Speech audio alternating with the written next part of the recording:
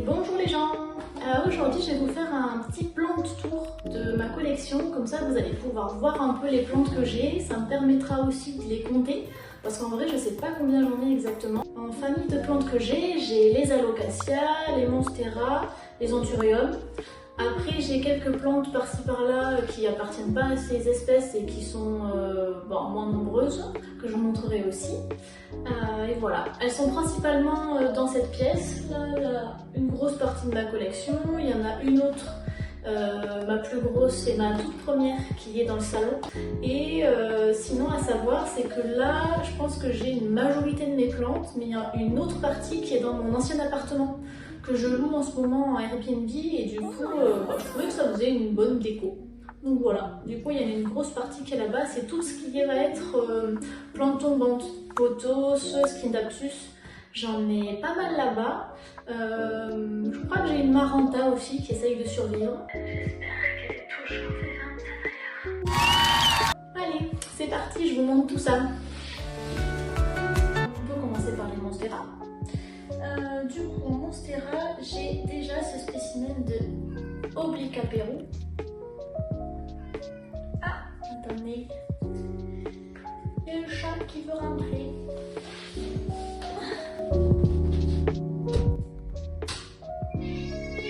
Coucou toi, tu veux venir? Viens. Non, pas toi, pas toi. Fais ta vie, mon chat, mais... Ah. Coucou toi. Donc là, nous avons un beau spécimen de Rachna. C'est un petit samoyède. Le petit là. Une toute petite samoyède. Toute mignonne. Une petite gratouille. Rachna, couchez. Couche-toi. Ce pyjama. C'est bien ça. Bon bah, on fait la vidéo avec toi alors. Alors, j'en étais où? Ah oui. Donc, regarde, tu valides? Valide. On a une belle Oblica Peru. Enfin belle. Elle a eu quelques petites mésaventures. Là, ça fait un petit moment que je commence à la voir. Depuis que je l'ai reçue en toute petite bouture. Elle a fait pas mal de nouvelles feuilles. Ce qui est compliqué avec celle-là, c'est qu'elle aime l'humidité. Et ici dans le sud, c'est assez sec. Donc voilà. Je galère un peu, mais je crois qu'elle est contente là. Après, on a un monstera. Viens ici le chat.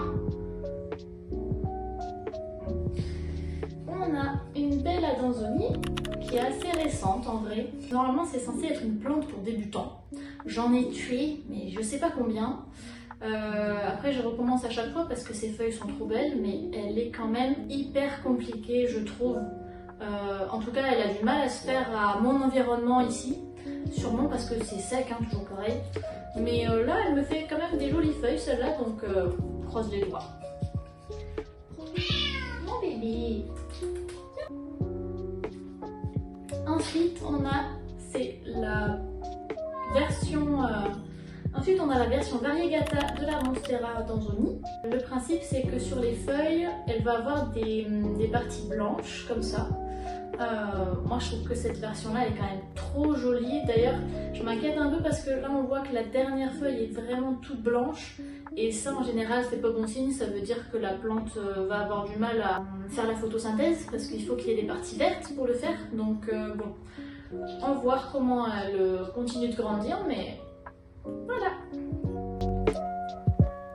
Hop, en monstera, j'allais dire, je crois que j'ai fini.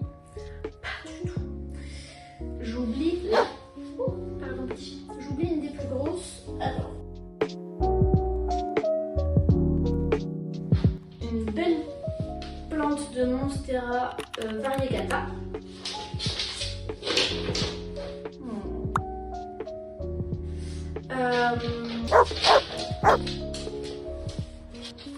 Donc celle-là, je l'ai reçue dans un concours Instagram. Elle était déjà aussi grosse, depuis je l'ai même bouturée. Donc j'étais hyper contente de la recevoir.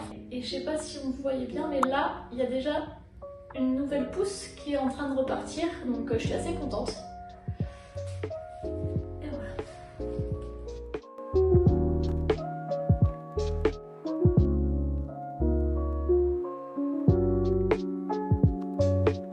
Passer rapidement aux anthuriums que j'ai déjà présenté dans une vidéo précédente. Nous avons ce beau spécimen. Après, j'ai cet anthurium clarinerium. Ça qui me fait déjà une jolie feuille, une nouvelle feuille. J'espère qu'elle va grossir encore un peu. Ce qu'il faut savoir avec les anthuriums, c'est que quand la feuille apparaît, elle est toute petite et après elle grossit. Tu sais jamais jusqu'à combien, mais par exemple, celui-là, il est en train de m'en faire une. Celui-là, c'est un Silver Blush fois Regal Light. Donc je connais pas du tout la version finale, la version mature de ce croisement, donc je sais pas à quoi les feuilles ressemblent au final. Mais voilà, là il y a une nouvelle feuille qui est en train de pousser. J'espère qu'elle va devenir énorme. Donc je sais que bon, il faut attendre que la plante mature, mais voilà, la patience c'est pas fort. Mais c'est bien avec les plantes, ça me fait travailler. Après j'ai aussi un Varroquenum, il est hyper relou à contenter quoi. Mais là il me fait une nouvelle feuille, donc bon, à voir. Celui-là du coup, vu qu'il aime beaucoup l'humidité, je l'ai laissé dans de la seigne qui permet de garder un environnement pour les racines plus humide que dans du terreau, donc bon.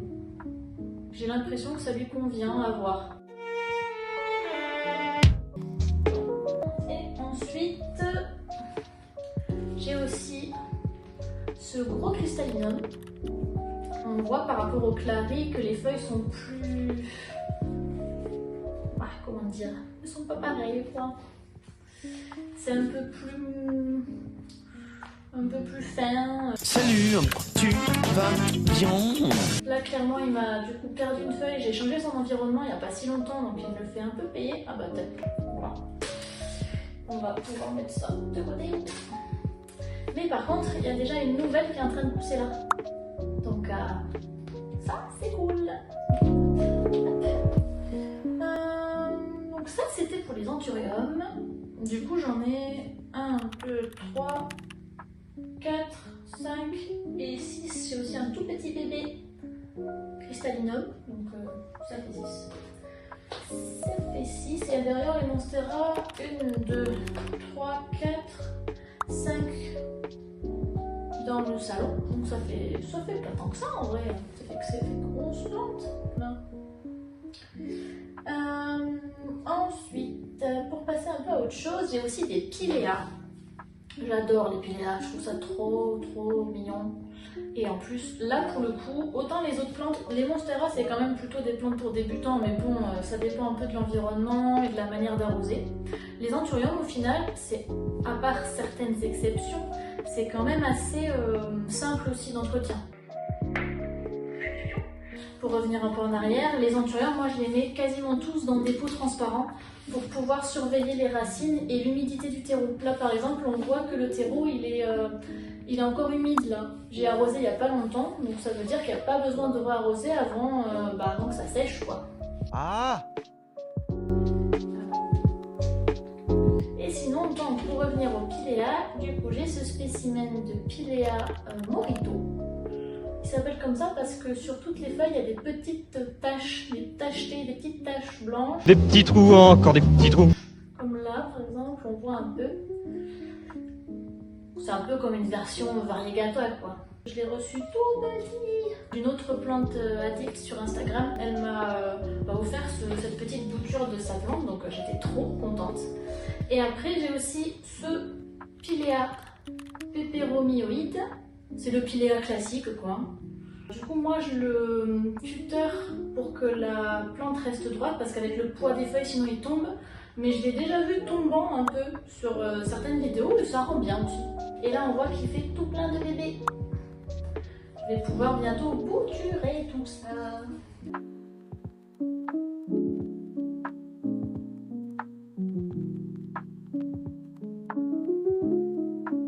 J'ai aussi un Philodendron gloriosum. Alors, celui-là, c'est pareil, c'est censé être les philodendrons, c'est censé être des plantes simples. Mais perso, j'arrive pas. Alors je continue parce que déjà là j'ai le prix tout petit, donc déjà ça coûte pas si cher, mais surtout j'adore la version mature avec les énormes feuilles. Mais c'est des plantes trop fragiles en fait. Enfin moi à chaque fois qu'il y a des attaques de nuisibles, ça s'en prend plein la tête et elle meurt ou elle devient moche quoi. Donc bon, je vais partir, mais ouais.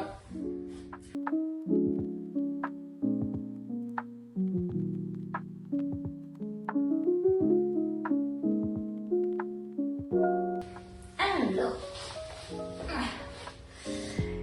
et pour finir, la dernière famille de plantes que j'ai ici, qui sont donc les Alocasia. J'en ai 1, 2, 3, 4, 5, 6.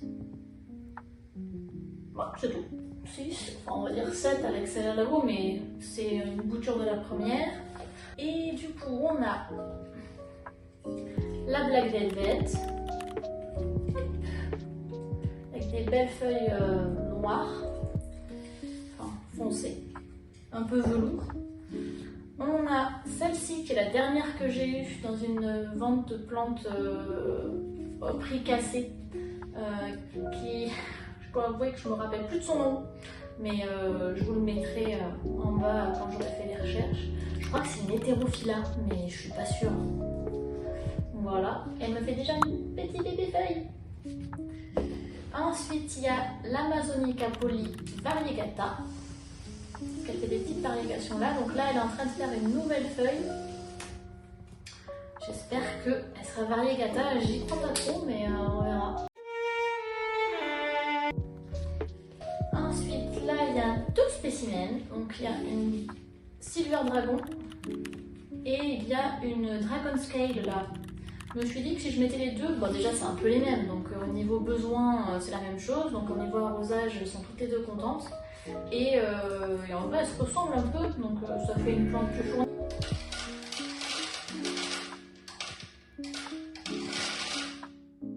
Instant croquette.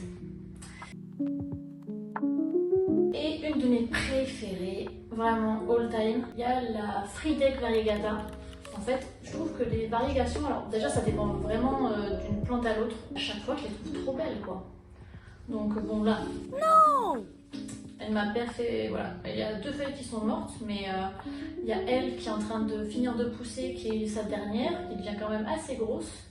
Et d'ailleurs, je vois déjà qu'elle m'en prépare une autre, donc et elle, je l'ai mis dans du pont. Ça a l'air de bien lui plaire, en vrai. Voilà.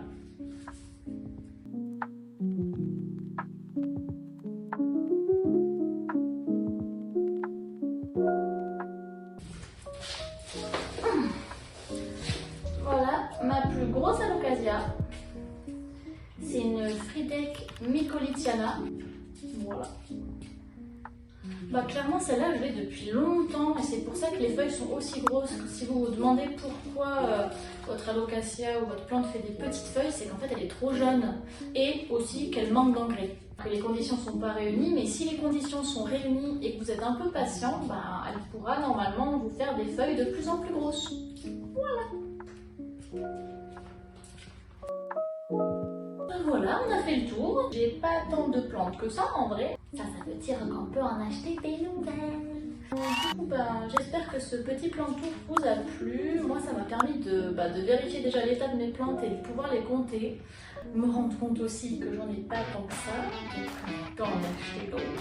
Si jamais la collection s'agrandit, je vous ferai un nouvel update sur ce que j'achète, bien sûr. Si tout ça, ça vous plaît, écoutez, à la prochaine vidéo. Et puis n'hésitez pas si vous avez des questions à poser sur l'entretien de certaines plantes, où est-ce que je les ai achetées. Voilà, des bisous!